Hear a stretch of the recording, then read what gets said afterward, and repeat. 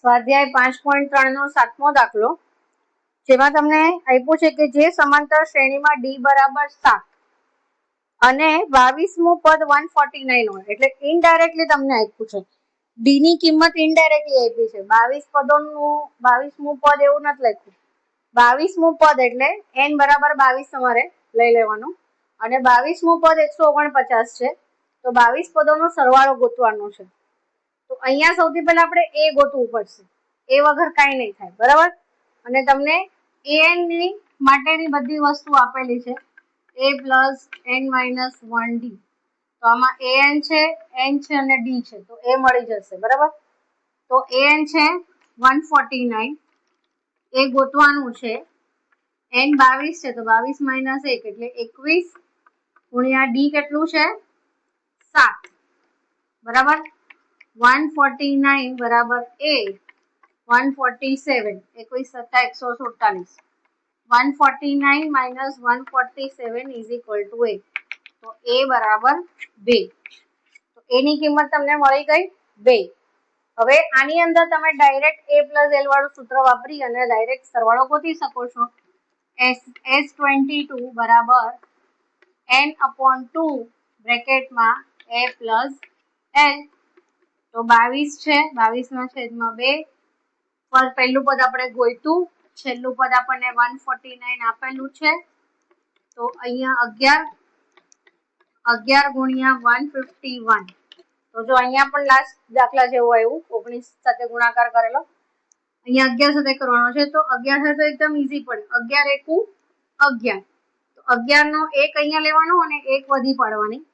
11 પંચા 55 વત્તા 1 56, 6 અહીંયા રાખવાનો, 5 ની વધી પાડવાની. 11 એકુ 11 ને 5 16. 1661 is the answer. પહેલા 22 પદોનો સરવાળો 1666 થાય. સોરી 1661 થાય. સોરી. બરાબર. આ તમારો 7મો દાખલો હતો.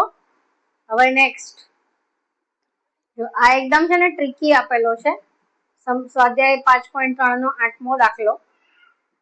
તમને દેખાય છે શું? બીજું પદ અને ત્રીજું પદ આપેલું છે અને 51 પદોનો સરવાળો ગોતવાનો છે. તો તમને એમ થશે આમાં a નથી, d નથી, n માં 51 આપ્યું છે, પણ આપણે કેવી રીતે ગોતવાનું? તો સૌથી પહેલા બીજું ને ત્રીજું પદ આપ્યું છે, તો d મળી જાય. આમાંથી આ બાદ કરો,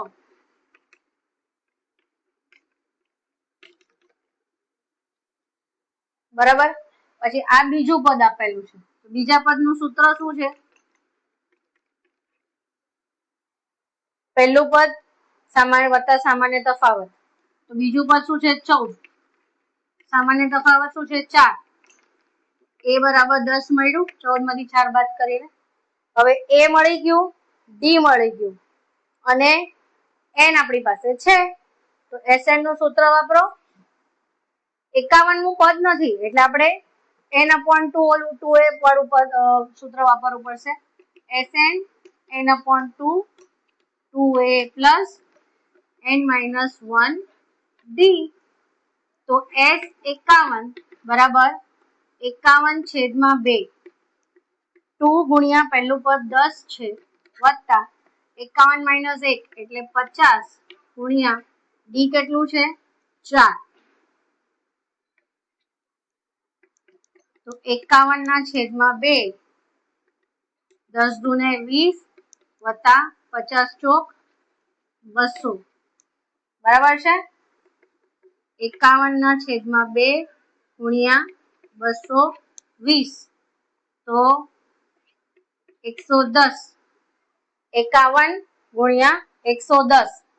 હવે જો શું કરવાનું ખબર છે? ઈઝી ગુણાકાર. 0 પહેલા મૂકી દો, પછી 11 નો 51 સાથે કરો. 11 એકુ 11, સેમ ઓલા જેવું, વધી પડી 1. 11 પંચા 55 અને 1 56. 5610 is the answer.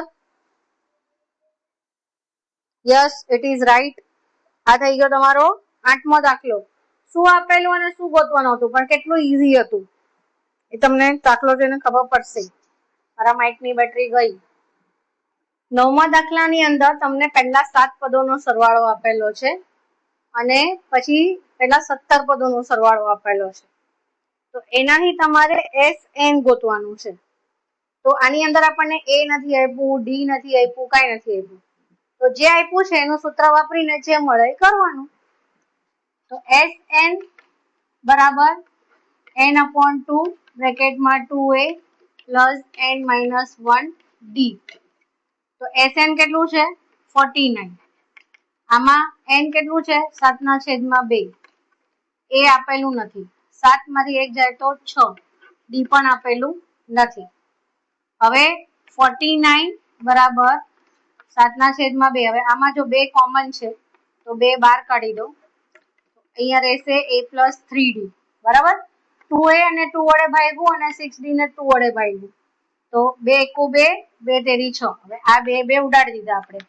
હવે 49 is equal to 7A plus, નહીં, આને બી આપણે 7 વડે ભાગી દઈએ. 49 બી 7 વડે ભાગી શકાશે. એટલે અહીંયા આગળ રહેશે ખાલી A પ્લસ 3D.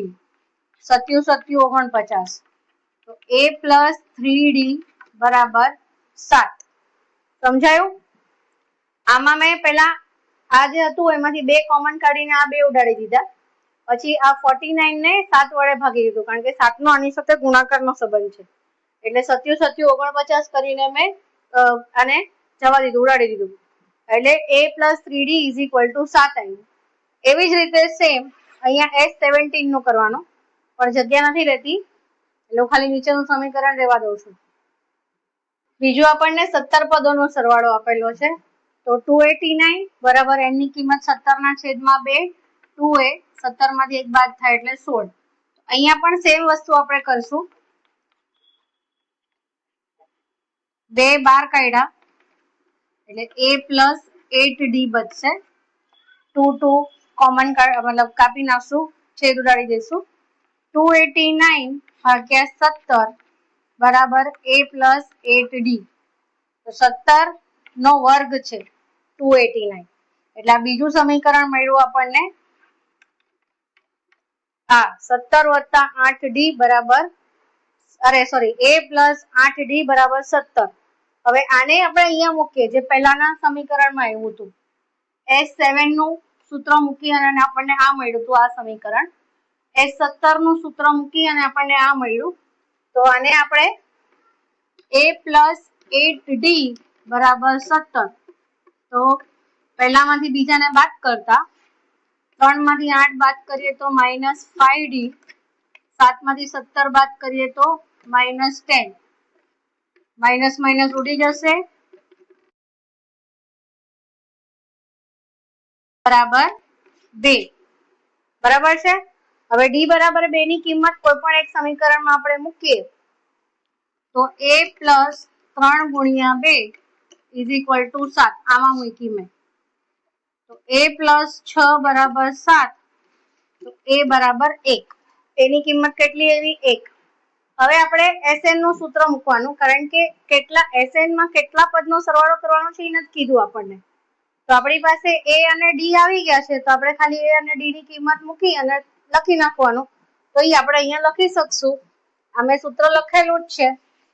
તો અહીંયા ખાલી આપણે SN લખવાનું, જેમ છે એમ જ, ઇઝ ઇક્વલ ટુ n/2, કારણ કે n ની કિંમત નથી ખબર. A ની કિંમત ખબર છે આપણને, તો 2 પ્લસ n-1. D ની કિંમત શું આવી હતી? 2. બરાબર? તો SN is equal to n/2, 2 + 2n - 2. બરાબર છે? હવે જો 2 - 2 0 થઈ જશે.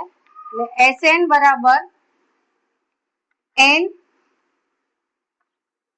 અને આ 2 આપણે બહાર કાઢી દેશું, મતલબ 2n સાથે ગુણાકાર થશે એટલે નીચે 2 આવશે.